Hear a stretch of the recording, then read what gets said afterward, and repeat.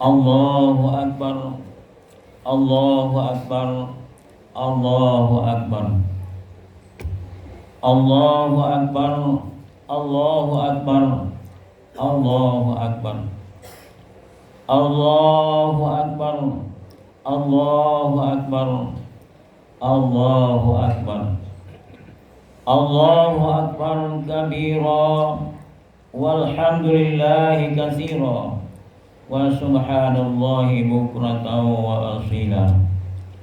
La ilaha illallah wallahu akbar, Allahu akbar, walillahil hamd.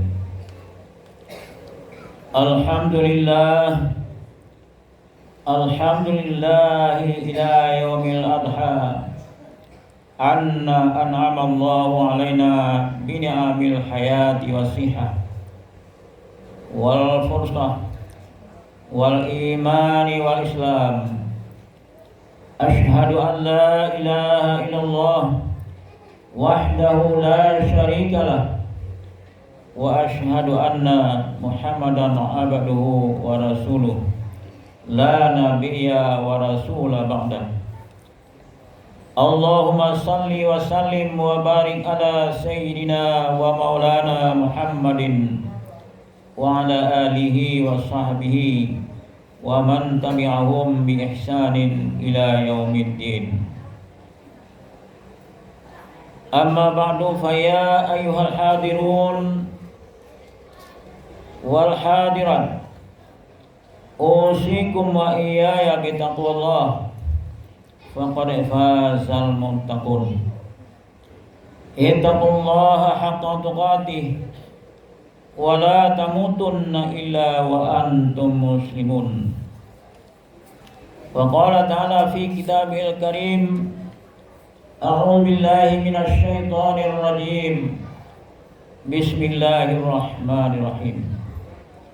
Hazani khasman ikhtasamu fi rabbihim, walladzina kafaru quti'at lahum thiyabun minan nar, yusabbu min fawqi ru'usihimul hamim, yusharu bihi ma fi butunihim wal julud, walahum maqami'u min hadid, kullama aradu an yakhruju minha u'idu fiha wa dhuqu azabal harim. Inilah dua golongan yang bertengkar, yakni golongan kafir dan mukmin. Mereka bertengkar tentang Tuhan mereka. Bagi orang-orang kufur dibuatkan pakaian dari api neraka. Di atas kepala mereka akan disiramkan air yang mendidih. Dengan air mendidih itu dihancur luluhkan apa yang ada dalam perut dan kulit mereka. Untuk mereka azab berupa palu dari besi. Setiap kali mereka hendak keluar dari neraka karena tersiksa, mereka dikembalikan lagi ke dalamnya. Dikatakan kepada mereka, rasakanlah azab neraka yang membakar. Kaum muslimin jamaah Id rahimakumullah, mari kita bersyukur kepada Allah Subhanahu wa ta'ala, yang mana sampai hari raya Idul Adha 1447 Hijriah kita masih dihidupkan oleh Allah Subhanahu wa ta'ala, masih diberikan kesehatan, masih diberikan kesempatan, masih diberikan iman dan Islam di dalam dada kita. Mudah-mudahan Allah tetapkan iman dan Islam itu sampai ajal kita datang. Kaum muslimin jamaah radhiyallahu rahimakumullah, kalau kita perhatikan kiri kanan, muka dan belakang kita, kita hadir di masjid kita yang kita cintai, tetapi ada di antara orang tua kita yang tidak ada lagi. apakah itu ibu atau bapak yang kita cintai, atau suami ataupun istri dan anak-anak yang tidak ada lagi, karena mereka sudah mendahului kita pulang ke rahmat Allah. Saat ini kita teringat kaum muslimin, maka marilah kita doakan bersama, semoga orang tua kita, suami atau istri kita, anak-anak kita ditempatkan oleh Allah Subhanahu wa taala di tempat yang paling mulia pada sisinya. Didinginkan kuburnya, dilapangkan kuburnya, diberikan taman-taman dari taman surga. Amin ya rabbal alamin. Kemudian salawat dan salam dan lupa kita mendoakannya kepada Allah Subhanahu wa taala. Semoga salawat dan salam kita disampaikan kepada Nabi kita Muhammad sallallahu alaihi wasallam. Kaum muslimin jamaah rahimakumullah, di dalam surat Al-Hajj tadi Allah Subhanahu wa taala menyampaikan bahwa nanti di dalam neraka di akhirat orang-orang mukmin dan orang kafir bertengkar di muka Allah Subhanahu wa taala, yang mana orang-orang kafir dibuatkan baju dari api neraka, kemudian di atas kepala mereka disiramkan air yang mendidih, sehingga dengan siraman air yang mendidih tersebut hancur luluh apa-apa yang ada dalam perutnya. Tidak hanya itu, tetapi sampai ke kulitnya berguguran sehingga tinggal tulang belulang. Itulah salah satu siksaan bagi orang-orang yang engkar kepada Allah Subhanahu wa taala nanti di dalam neraka. Na'udzubillahi min dzalik. Kenapa demikian kaum muslimin? Karena mereka tidak beriman kepada Allah Subhanahu wa taala.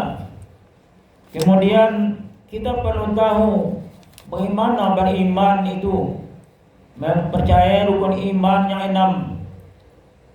Nabi kita menjelaskan di dalam hadisnya. Apa kata Rasulullah? La yu'minu ahadukum hatta akuna ahabba ilaihi min walidihi wa walidihi wa nafsihi allati baina jambaihi wan nasi ajmain.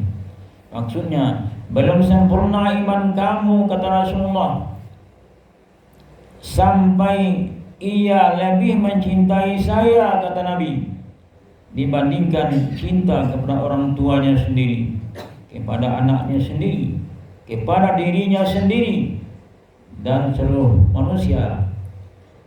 Ini orang yang beriman, kata Rasulullah, cinta kepada Rasulullah lebih mencintai dia cinta kepada orang tuanya, anak istri, manusia sekalian. Pernah satu kali kaum muslimin Sayyidina Umar radhiyallahu anhu pernah datang kepada Rasulullah sallallahu alaihi wasallam. Sayyidina Umar berkata, "Ya Rasulullah, engkau lebih aku cintai dari segala sesuatu kecuali diriku sendiri." Apa kata Rasulullah? Tidak boleh, hai Umar, akulah yang lebih kamu cintai dari dirimu sendiri. Kepada diri sendiri saja tidak boleh mencintai, kata Rasulullah, tetapi aku lebih kamu cintai dari dirimu sendiri. Maka Umar bersumpah, demi Allah, saya lebih mencintaimu ya Rasulullah dari diriku sendiri. Maka dijawab oleh Rasulullah, sekarang baru kamu benar-benar sempurna keimananmu, wahai Umar. Demikian iman yang sempurna. Kenapa orang kafir dalam neraka tadi diberikan baju dari api neraka? Karena mereka tidak beriman. ataupun iman mereka tidak sempurna, masih cinta kepada yang lain dibandingkan dengan cinta kepada Rasulullah, bagaimana Sayyidina Umar tadi. Kaum muslimin jamaah Id rahimakumullah, proses-proses yang kita lalui nanti setelah kita meninggal dunia, setelah kita akan meninggalkan alam fana ini, sebagaimana di dalam Al-Quran dijelaskan, yang pertama kali kita dicabut oleh malaikat maut, roh kita diambil oleh malaikat maut, dikeluarkan dari tubuh kita, yang mana di waktu malaikat maut mencabut nyawa, ada yang dipukul muka mereka dan dipukul punggung mereka. Bagaimana rasanya sakit dipukul oleh malaikat yang besarnya mereka itu tingginya di langit yang ketujuh dan kakinya di bawah bumi yang ketujuh. Bagaimana besar pangkal lengannya memukul manusia yang akan diambil rohnya. Itu salah satu penderitaan kita nanti di waktu ajal kita datang. Kemudian proses yang kedua, setelah kita meninggal, kita disalatkan, dimasukkan ke liang kubur, ke liang lahat, yang mana kata Rasulullah SAW, di alam lahat itu, di kubur itu, mayat yang berada di dalamnya ditanya oleh malaikat Munkar wa Nakir.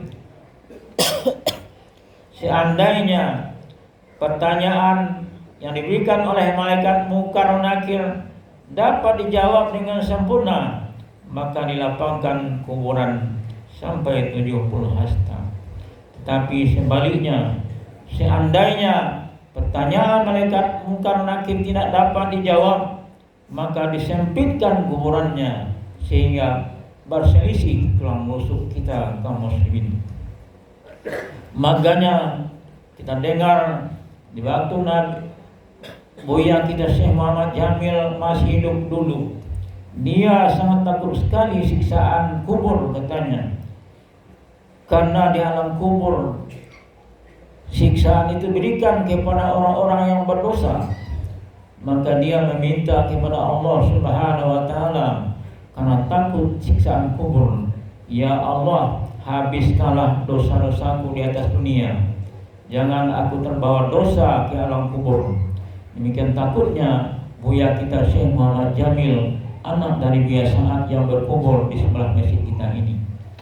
Bagaimana kita kaum muslimin, takutkah kita dimasukkan ke liang lahat? Kalau seandainya kita dimasukkan ke liang lahat dengan membawa dosa yang banyak ataupun dosa yang sedikit, maka mungkin mempengaruhi akan jawaban kita kepada malaikat Munkar wa Nakir nanti.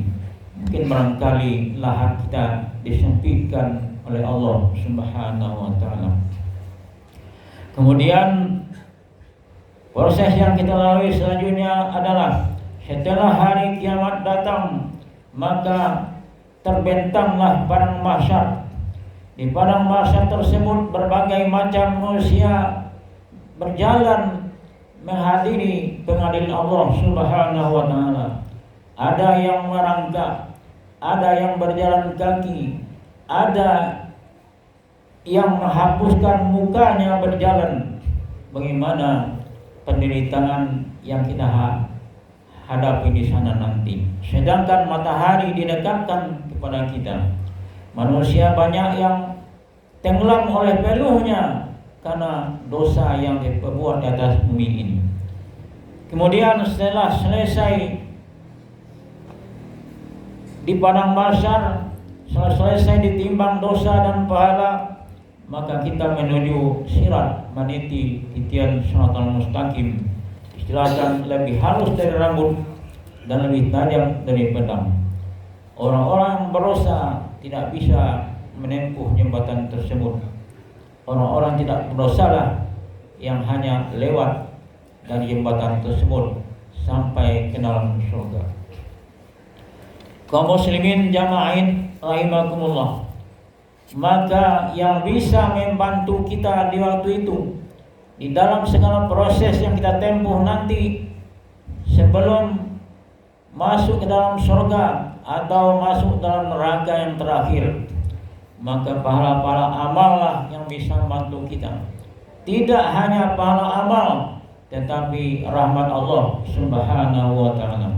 Di antara pahala-pahala amal yang kita lakukan di atas dunia ini semasa kita masih hidup adalah masalah amal ibadah salat.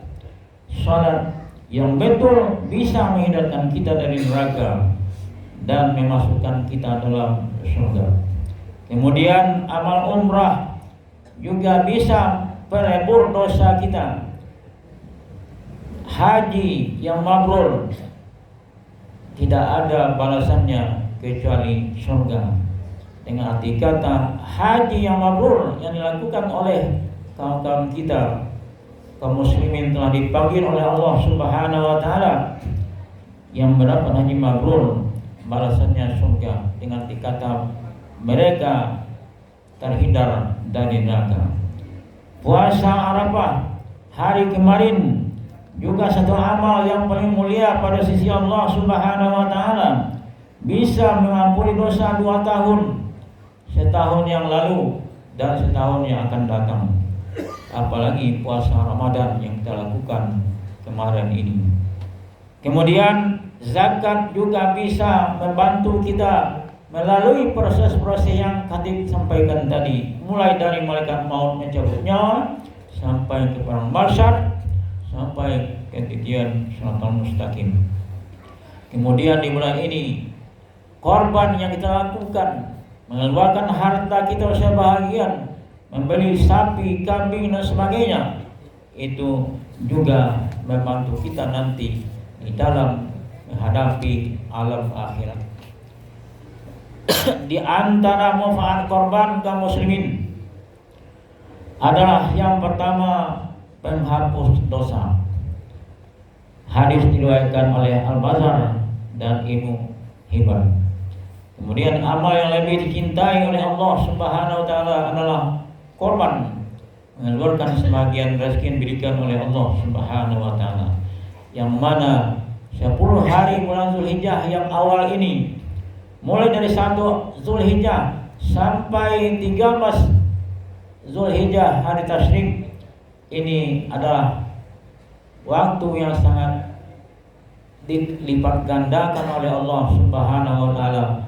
Pahala amal soleh apa saja, bersedekah, berinfak, apalagi berkorban yang ditentukan harganya 2,6 juta rupiah satu orang. Apalagi kalau sapi itu kita beli sendiri. Kemudian korban juga sebagai saksi di hari kiamat. Ia akan datang pada hari kiamat menyaksikan bahwa kita melakukan amal soleh yang diminta oleh Allah Subhanahu wa ta'ala, yang dianjurkan oleh Rasulullah SAW. Ini memang orang-orang beriman, sangat percaya, sangat cinta kepada Engkau ya Allah, dan sangat cinta kepada Nabi Muhammad SAW.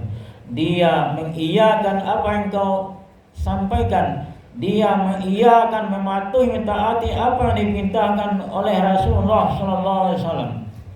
Kemudian manfaat korban yang selanjutnya adalah kendaraan saat melewati Shiratal Mustaqim, jembatan yang lebih tajam dari pedang, lebih halus dari rambut yang Khatib sampaikan tadi. Hadis diriwayatkan oleh Abu Hurairah dalam Kitabul Firdaus karangan Ad-Dailami.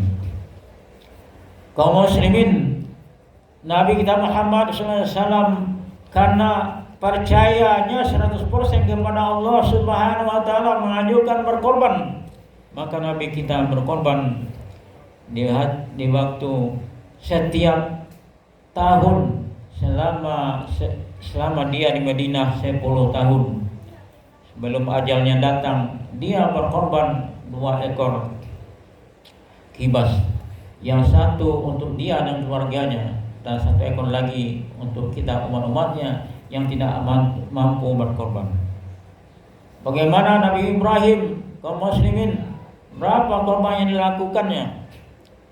Nabi Ibrahim berkorban 100 ekor unta, ditambah lagi dengan kambing, ditambah dengan sapi. Tapi Nabi kita Muhammad SAW di Haji Wada, dia menyembelih korban 100 ekor unta, 63 ekor disembelih sendiri. Kemudian yang lainnya baru dibantu oleh sahabat untuk menyembelihnya. Karena dia yakin, percaya betul bahwa yang bisa membantu tadi nanti di akhirat kelak salah satunya adalah amalan korban yang dianjurkan, yang dimintakan oleh Allah Subhanahu wa taala. Mudah-mudahan kaum muslimin jamaah rahimakumullah, korban kita diterima oleh Allah Subhanahu wa taala. Infak kita semuanya, amal ibadah kita terima oleh Allah Subhanahu wa taala.